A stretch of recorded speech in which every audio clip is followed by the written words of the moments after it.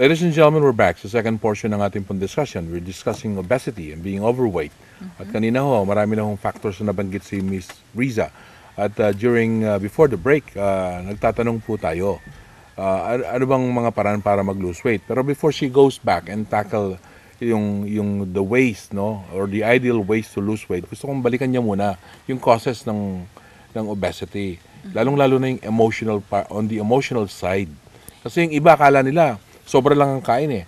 Hindi nila alam kung bakit kumakain na sobra. Correct. Yeah. Well, there's so many deep-seated problems actually. You know, I encountered some. I will not mention their names, but these are children who were abused, raped by their own fathers. No, so and they were 3 of them. They were mataba, obese, overweight. And then I asked the one who was taking care of them, bakit ganon? Bakit natataba ng mga batang to, di ba? Ano? So, ang analysis ng psychologist was like, ang ginagawa nila, they want to make themselves unattractive para walang lalapit sa kanila, lalaki. Nobody will like them, huh?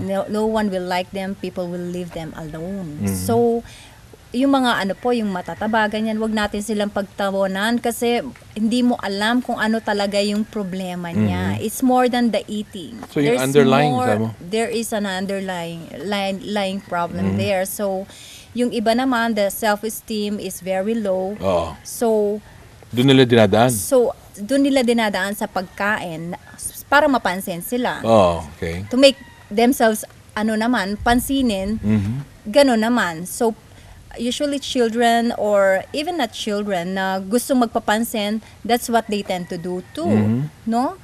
So, and they don't know that it is self-destruction. No? So, yung yung way of thinking din natin mga Filipino, that a chubby child, a fat child is a healthy child. Yes, tama that's ba yun? very wrong. No, if the child is fat, something is not right kasi overindulgence kasi na para yun. sa atin, ay dapat malakas yung ito. mga bata tumataas, hindi lumalapad, di ba? So that should be addressed while they're still young kasi pag malaki na sila, medyo mahirapan na sila. May fat cells na, no? Develop yung fat cells nila. Mas mahihirapan sila. Mahirap nang i-burn yun. Mas mahirap i-burn, tsaka mas mahirap it's very hard to teach an old dog new tricks. Diba? So, mas mahirap tsaka na-develop na yung lifestyle nila. Yung habit niya, mas mahirap na i-change.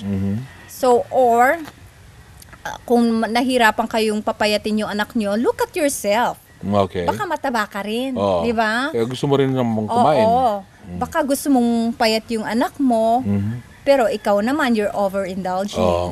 Kasi kayo ho yung role model ng mga bata. Okay. So, dapat show them what is right. Okay, what are we gonna do? Pag na-discover na natin, alam na natin yung problema, some it's genetic, some it's lifestyle, some it's psychological or an underlying emotional problem. What do we now do? What are the courses of action that one must undertake to find the solution to this? Yeah. For emotional and psychological, there's some psychologists and counselors who can handle that kind of problems. So there are also what we do with in holistic healing, we also use the NLP, which is the Neuro-linguistic program. So it's like brain training, brain programming. So especially those who have very low self-esteem. So we have this like affirmation, positive affirmations. Positive. Even if you don't believe about those affirmations, parang hindi naman talaga totoo yung sinasabi mo na like, I am beautiful, but you know it's not true. Pag palagi mo siyang sinasabi, nagiging totoo na siya. So, your thoughts becomes your reality. So, positive thinking yan? Positive thinking comes right in there. Okay. So, especially the children, mas madali silang turuan, mas mabilis silang mag-adapt. Mas you can still mas train madali them. silang i-mold pa I-mold, kaysa pag meron ng edad. Yung edad, pag may edad na, talagang lifestyle na nila, di ba? That's Yeah. the way they are already. Yeah, that is, When do we check them? When do, ano? well, O yung bata pa lang, bago mag-nursery, pag big na sila, kailangan ayusin na yung... yeah, kasi sa family usually doon nag-i-start lahat, di ba? That's the foundation. O pag umiyak, di ba, pinapadede? Hindi naman lahat ng umiyak, gutom, di ba? Alam mo yan, di ba? Correct. O kaya bigyan ng candy. Kasi it's very hard, it's very hard to take care of a baby, Kuya Sunny, So, yung mothers, parang instinct yung pag umiyak, kala mo gutom yung anak mo, di ba? Kasi the babies, they cannot talk. Oh, So, you they just... cannot express what they feel. Parang nanghuhula ka lang. Oh, gutom parang ito. siguro gutom ito. So, tatry mo lahat yon. Oh. But of course, hindi nga lahat ng umiyak na bata gutom. Something, maybe meron silang gas pains, something like that. Or they feel warm or cold, no? Or something is not right in their body. Okay. So what are we gonna do then? Doon sa iba, yung mga nare, may edad, no? May edad na. Gusto mong mag-lose weight. Yeah. Anong proper thing to do? Yeah. Well, the best thing to do for me is nutrition. What do you tell yung mga nagpupunta sa'yo? Ganyan, may problemang ganyan. What do you advise them? How to lose weight? Overweight? Well, first, I ask them if they have pains in their body before I go to the losing weight program.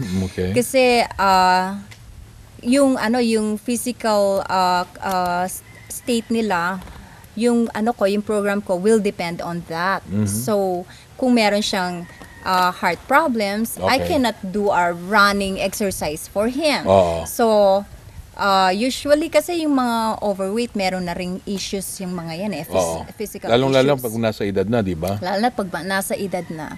So, yun ang basis ko muna. So, and actually, losing weight is one step going to healing. Okay. Di ba?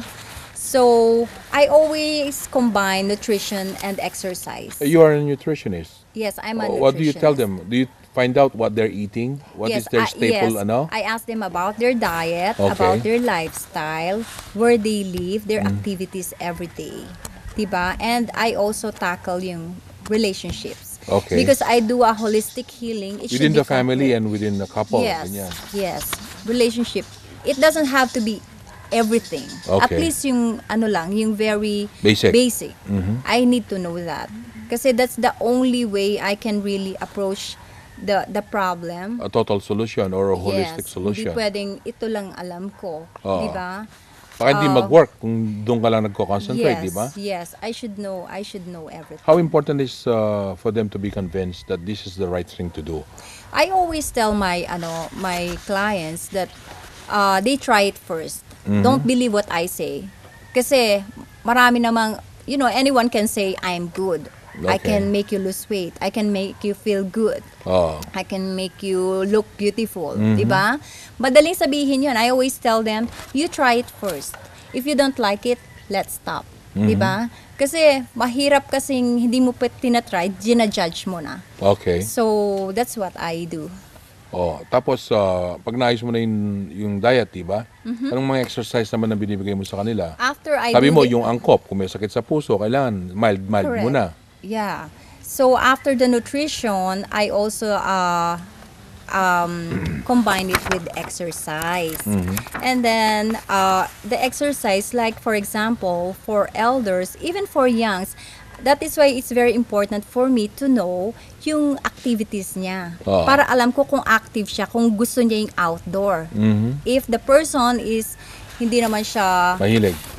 mahilig sa outdoor, we'll just do a yoga in the house. Okay. Di ba? Mag-yoga ka na lang. Or stretching. Marami namang DVDs, stretchings, or kung gusto mo, bili ka ng treadmill.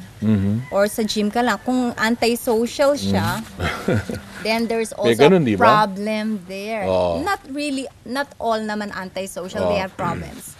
But parang you spice up, make their lives more fun. Kasi kung minsan, pag overweight ka, you don't want to go out anymore. Ko Wala na ako yung yan. self-esteem. Yan ang sinasabi mo Yeah, kanina the ng self-esteem. will less. So you have to bring that back again, di ba? Yeah. So there are also some.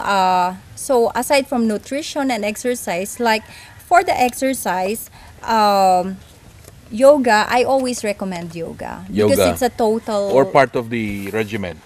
Yes. Lagi bang part yung yoga sa'yo? Ako, yeah. Even if after I run, I still do yoga after. It rejuvenates me. Unlike Okay. unlike running, unlike aerobics, dancing, or other cardiovascular exercises, it it doesn't do the same like yoga does for me. It rejuvenates me. Yung iba, it's strenuous after you feel exhausted, di ba? But with yoga, I feel Recovery, I mabilis? feel parang very peaceful Okay. inside.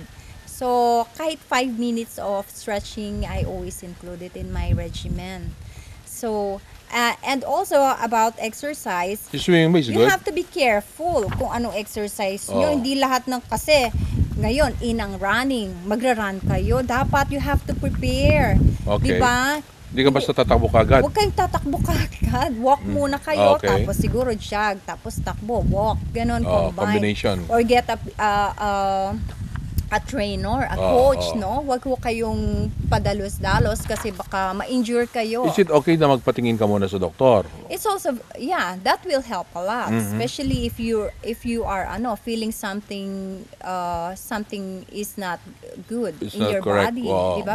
Parang may hindi tama. So Oo. don't do it.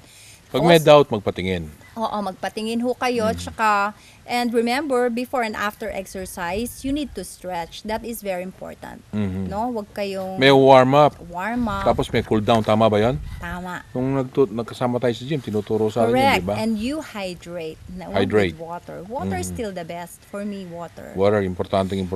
Water. Okay. So we're gonna have another break, no? Okay. Pero wala ka bang yung sa nutrition mo, wala ka bang pwedeng ipakita? Mamaya ho, meron kaming papakita ni Kuya San, yung mga prepare kong mga low-calorie diet na food para meron lang ko kayong ideas. Okay, ladies and gentlemen, again, we're gonna have a short break, and after the break, marami pa ho tayong i-discuss. But I would like to inform you that this program will be seen dito po sa City of Angeles, sa Clark Freeport Zone, sa Mabalacat, Porac, Magalang, Bacolor, City of San Fernando, Candaba, and San Luis. In Bulacan, San Ildefonso, Giginto, and Baliwag. Sa Tarlac Province po, sa Tarlac City, Bamban, Capas, and Concepcion. And in Bataan, Orani, Limay, Hermosa, Mariveles, and Dinalupihan. At try nyo po na tingnan din ito eventually sa Triangelo Network para yung mga nasa abroad, they will also have the chance to watch this particular interview with Miss Riza Lim. Pabalik po kami, as I've said, after this short messages.